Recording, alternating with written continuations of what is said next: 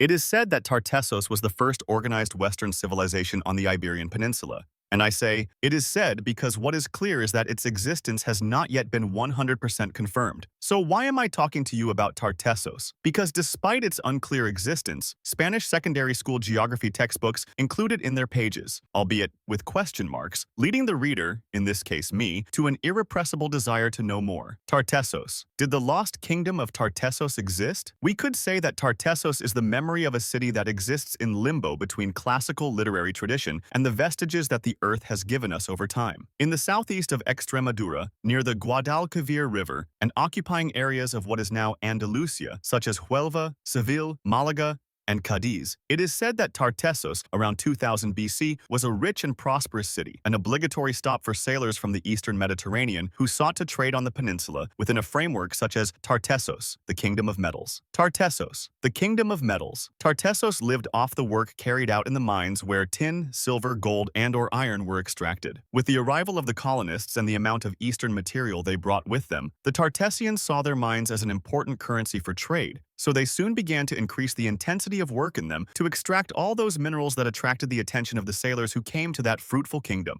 Along with metal extraction, Tartessos practiced wheat and olive cultivation, which helped to keep its population well-fed. And we all know that a well-fed people is an even more productive people, which brings us back to the previous point. The monarch's interest in extracting minerals more quickly to promote trade and increase his wealth. Astarte, representation of the goddess Astarte, remains found in the area. Adolf Schulten, the lost kingdom of Tartessos, is mentioned in the texts of authors such as Herodotus and the poet Avienus. It is thanks to these texts that the name Tartessos gained enough relevance to be taken seriously by Hispanic and/or foreign researchers and scholars, such as the German professor and historian Adolf Schulten, who wrote a work called Tartessos, Contribution to the Oldest History of the West. A passionate man, Schulten strove until the end of his days to corroborate his infinite belief that the lost kingdom of Tartessos lay beneath the waters of what is now the Doñana Natural Park, asserting that the kingdom had not been a legend, but a real period in our history. Schulten Adolf. Schulten by Darafe. The long-lived Argentonio. But why do we talk about the kingdom of Tartessos, and not simply Tartessos? Because, according to one of Herodotus's works, at the helm of this civilization was King Argentonio, who, according to the author, lived for 120 years, 80 of which he ruled. 120 years when we are talking about 500 years before the appearance of Christ, when the average life expectancy during the Christian era was 22 years. Is a long time, don't you think? So, either Argentonio is another invention added to the existence of Tartessos, or the nature of that monarch was beyond human genetics.